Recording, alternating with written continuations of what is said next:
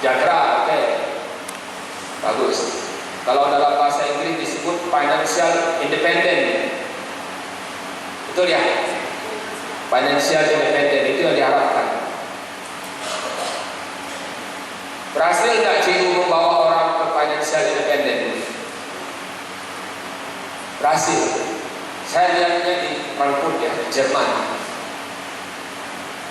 Kalau kita cerita mengenai Jerman, pada awal CU berdiri oleh Cartesian, miskinnya bukan main, betul ya? Tambah revolusi industri lagi. Tapi apa yang kita lihat di Jerman hari ini? Maju besar. Nah ini dua ya, penumpang dan kendaraannya. Saya bilang, apa artinya ber-CU? Ini refleksi saya. Sekarang saya sudah bersaksi bagi pribadi saya. Ber-CU berarti bersaksi, bukan berteori lagi. Sudah lewat teorinya, sudah tahapnya bersaksi, karena sudah praktek berulang-ulang. Saya kira ini yang perlu didokumentasikan dalam bentuk buku-buku cerita suksesnya. Saya bilang dari saya masuk menjadi anggota CU Khatulistiwa Bhakti di Pontianak tahun 85. Awal-awalnya belum pandai ber-CU, pinjam baru macet. Lalu saya begitu dapat uang saya kembalikan dan berhenti. Merasa berdosa, pinjam macet. Dan itu baru tahun 87 kami mendirikan CU Banjar Kasih. Sampai sekarang masih besar. Jadi bersaksi tentang kisah sukses ber-CU. Jadi kita lihat dulu. Ber-CU berarti mewujudkan mimpi seperti yang diceritakan dalam gambar tadi. Mimpi kita ber-CU adalah financial independent, mandiri dalam bidang keuangan. Dan katanya uang bukan segala-galanya ya, tapi segala-galanya perlu uang. Jadi CU ini ngurus keuangan kita agar financial independent. Saya banyak belajar dan menuliskan dalam buku-buku yang saya tulis, mulai dari buku yang nomor 2, Hidup Berkelimpahan bersama CU. Buku-buku itu bicara dua hal itu tadi, penumpang dan kendaraannya. Seorang anggota yang tidak mampu mencapai financial independent seperti yang diimpikannya di dalam financial independent itu, maka tidak benar-benar ber-CU. Itu menurut saya, menurut pengalaman saya. Saya bercerita dalam buku yang nomor 2, hidup saya minus 5 mulainya, bukan 0. Minus 5 dengan 0, masih ada 5 lagi untuk mencapai 0. Hari ini dengan 38 tahun ber-CU, jauh, mungkin sudah 10 angkanya.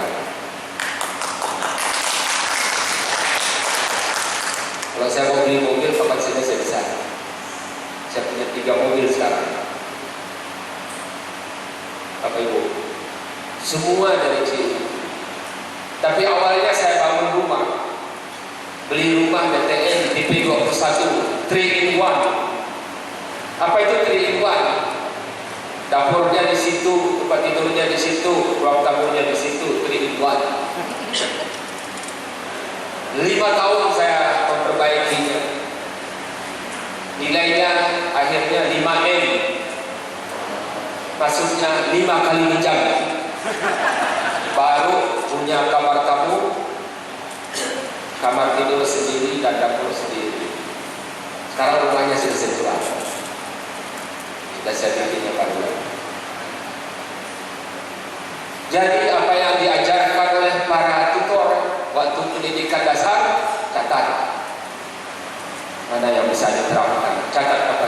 Pengelolaan keuangan, betul tak ya? Tanpa mengelola keuangan, tidak akan bisa mencapai financial independent. Saya dosen golongan 3D, 18 tahun tak naik pangkat. Jadi saya 5,2 juta. Nggak bisa saya kalau semata-mata mengandalkan pendapatan sebagai pegawai. Saya menggunakan kuasa yang diberikan oleh Tuhan. Apalah kuasa yang diberikan oleh Tuhan pada kita? Membuat pilihan di dalam hidup, betul tidak? Atau membuat keputusan. Karena keputusan 5 tahun yang lalu, yang kita buat 5 tahun lalu, akan menentukan seperti apa kita hari ini, betul tidak? Kalau Anda atau saya tidak bikin keputusan, nah, maka 5 hari ini nasib. Tapi 5 tahun yang akan datang seperti apa nasibnya tergantung dari keputusan yang kita buat hari ini. Kalau saya mengajar pendidikan dasar anggota di kampung-kampung, saya bilang ini aja saja. Maka jangan heran kalau 50 orang belum jadi anggota, umumnya menjadi anggota hari itu juga. Kenapa? Kita harus membuat keputusan untuk masa depan kita. Saya belajar dari ini, kita lihat menuju financial independent. Ini bicara anggota ya, penumpang tadi, masih bicara penumpang. Harus memahami 2 sumber pendapatan. Saya suka dengan buku Robert Kiyosaki. Kalau orang walaupun itu orang kapitalis ya, tapi baik juga itu. Karena Lenny Sanroki waktu memberi pelatihan financial literacy, dia ngambil kutipan dari Robert Kiyosaki juga. Bahwa harus memahami 2 sumber pendapatan. Satu, pendapatan aktif dari kerja baru dapat duit. 2, pendapatan pasif, tidak bekerja tapi tetap dapat duit. Dan dua itu seperti kaki kiri dan kaki kanan, dua-duanya sama bangun. Tapi pendapatan aktif hanya didapat kalau tenaga masih ada. Kalau sudah pensiun, tenaga sudah berkurang, sudah harus move on, pindah ke pendapatan pasif. Saya mempelajari ini dan menerapkannya. Saya punya anak 4, saya cerita dulu sedikit mengenai penumpang ini. Saya cerita saya sendiri. Nah, anak saya pertama pada saat lulusan S2 dari Liverpool University Inggris. Satunya saya kuliahkan di Australia. Yang kedua lulusan dari videografi di Jakarta. Saya kira uangnya nggak mudah kalau sekolahkan di sekolah yang menjadi pilihan kita jadi. 2 kaki ini harus ada pendapatan aktif dan pendapatan pasif. Pendapatan aktif kalau kita masih kuat, pendapatan pasifnya nanti dipersiapkan untuk kita kalau sudah mulai tua. Saya sekarang sudah masuk kepala 5, mendekati 56 tahun. Berarti 4 tahun lagi sudah kepala 6. Sudah sulit mengandalkan pendapatan aktif, sudah mulai berkurang kemampuan. Untung saya menyiapkan diri untuk menjadi penulis. Jadi penulis itu bisa di-toko banyak.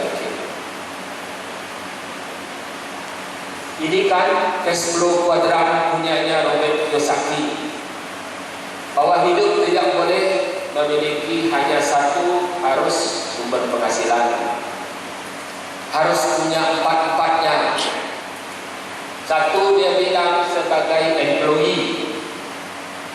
Berapa orang yang membaca banyak tentang Rich Dad Poor Dad bukunya? Angkat tangan.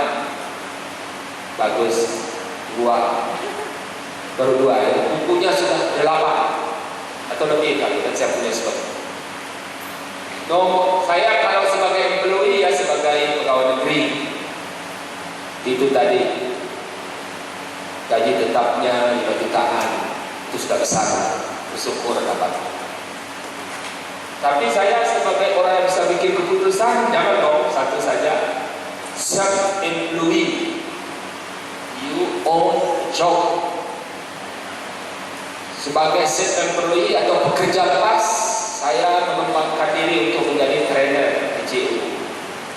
Kalau jadi pengurus kan sukarelawan itu ya, tidak ada gajinya oleh sukarelawan.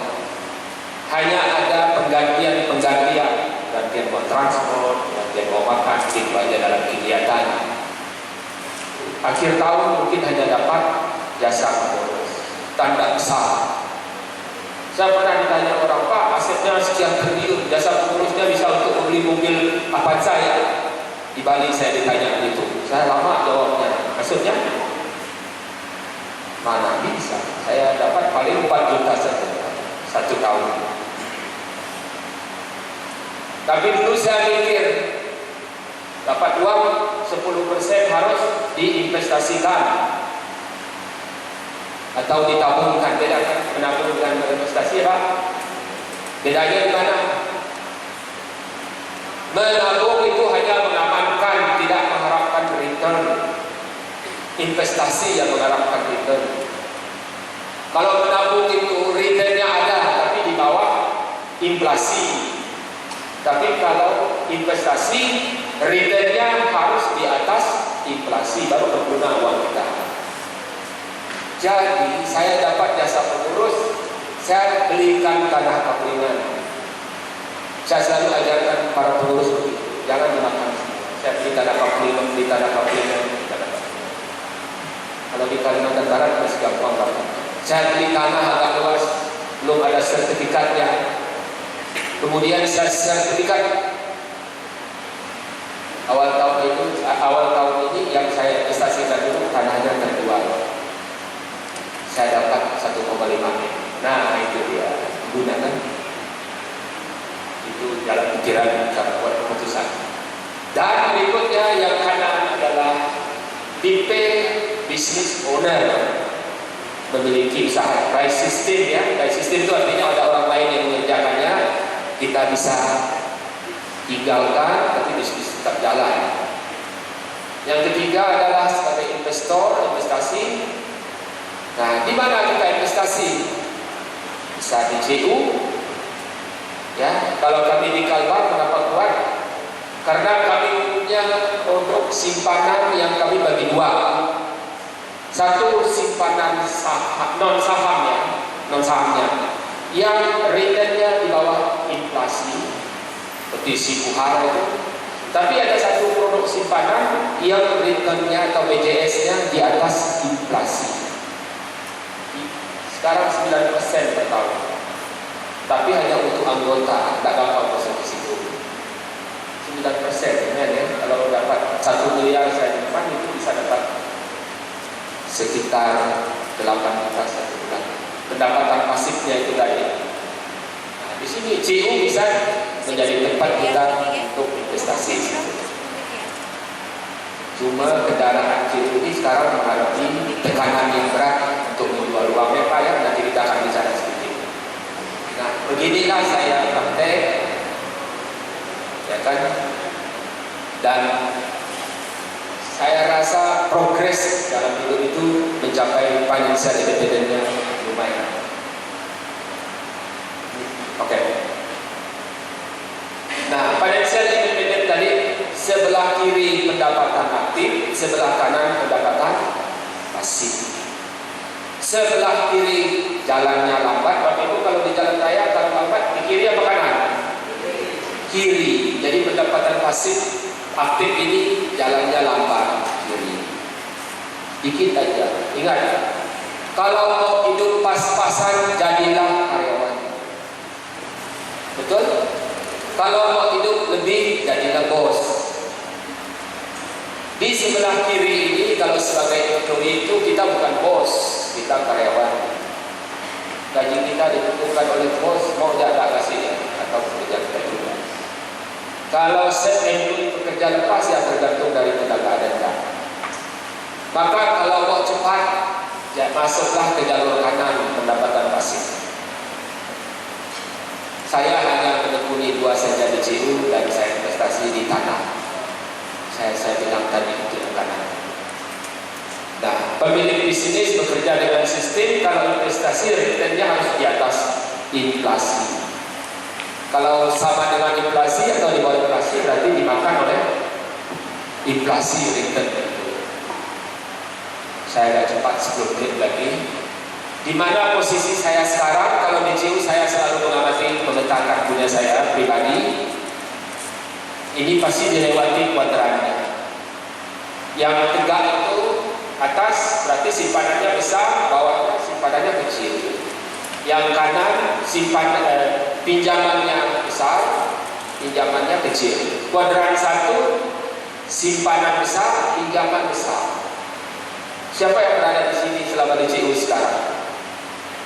Simpanannya besar, pinjamannya besar. Tapi pinjaman besar harusnya untuk usaha produktif, bukan untuk konsumtif. Kalau konsumtif dia mati. Kalau konsumtif dia akan kena over indebtedness, utang berlebihan, pasti macet. Kalau macet simpanannya ditarik, akhirnya dicil juga itu simpanan, pengalaman kita di lapangan. Maka kita untuk mencapai financial independent perhatikan ini. Kuadran 2, simpanan kecil, pinjaman besar. Besar pasar sudah berarti apa nanti? Bahaya. Tapi kalau pinjamannya, ini kalau orang ini tak rajin nabung, simpanannya kecil, mau pinjam. Kalau tak perlu pinjamnya besar-besar. Dan ini yang bikin lembaga kita menjadi kacau balau nantinya, dibuatnya ini. Atau kuadran simpanannya kecil, pinjamannya kecil. Nah ini apalah ya tipikal orang ini dalam BCU. Atau simpanan besar, pinjaman kecil. Dulu saya melewati nomor 2, simpanan kecil, pinjaman besar. Habis itu simpanan sama dengan pinjaman. Akhirnya naik, simpanannya lebih besar daripada pinjamannya. Begitu. Karena tidak punya bisnis milik sendiri, tidak paham. Jadi bergerak begitu. Di mana petanya Anda? Silakan Anda lihat nanti pada usia berapa. Betul? Karena kita mendidik, kan ada namanya IQ, intelligent quotient ya. Ada apalagi EQ, emotional quotient. Ada RQ, adversity quotient. Tapi jangan lupa ada FQ, financial quotient. Kata Robert T. Kiyosaki. Orang yang memiliki financial quotient bagus, rumusnya bagaimana? Semakin tinggi usia orang itu, semakin tinggi usianya, semakin bebas finansial. Kata Robert T. Kiyosaki. Saya membuktikan itu sebagai dosen tapi pensiun umur 65 tahun. Kalau sampai ke situ ya, 65 tahun. Kalau asetnya lebih banyak, makin tinggi, makin besar asetnya, kan aset yang menghasilkan harus kasih, maka orang itu memiliki financial quotient yang bagus. Itu bacaannya. Tapi buktinya nanti perjalanannya saja sekarang harus dirancang. Lanjut. Di mana posisi saya sekarang? Saya mengevaluasi diri, assessment seperti ini. Kuadran 1, orang yang punya uang dan punya waktu. Enak kan? Punya uang dan punya waktu. Tidak pagi-pagi harus sudah berangkat kerja, pukul 7 sudah harus jadi kuli lonceng kalau jadi guru, betul tidak? Ya pukul 7. Guru kan kuli lonceng kan? Teng-teng harus sampai sana. Tapi kalau dia punya uang, punya waktu, tidak perlu lagi jadi kuli-kuli. Kuadran yang kedua, orang yang punya waktu tapi tidak punya uang. Waktunya banyak dan kita tiap pagi, tapi kere itu. Tipikal ini bahaya juga. Atau kuadran yang ketiga, masuk diagonal, orang yang punya uang tapi tidak punya waktu. Banyak uangnya tapi tidak pernah tinggal di rumah, kacau juga ya. Atau orang yang tidak punya uang dan tidak punya waktu, sibuk terus, tapi tidak ada duitnya, kerjaannya tidak menghasilkan apa-apa, tidak bisa bayar tagihan-tagihan. Ya, tolong perhatikan di manalah imam-imam posisi. Kalau saya pribadi Saya baca ini tiap bulan tiap ingat tahunan. Lanjut. Nah, ini kita sekarang bicara pasar. Seperti yang diminta itu kan, kita mendorong apa? Anggota untuk mengenalkan pasar. Pasar apa ini? Kalau bicara CU pasti pasar keuangan, betul tak? Nah, ini kan gambarnya ada nih. Ini CU ini sedang tarik banyak sekali. Berapalah kita dapat mengenalkan pasar keuangan? Kalau kita lihat penetrasi keanggotaan CU di sebuah negara yang dirumuskan oleh Woki, dia bilang begini, total individu anggota CU dibagi dengan total penduduk harus dibagi 5 kali 100%.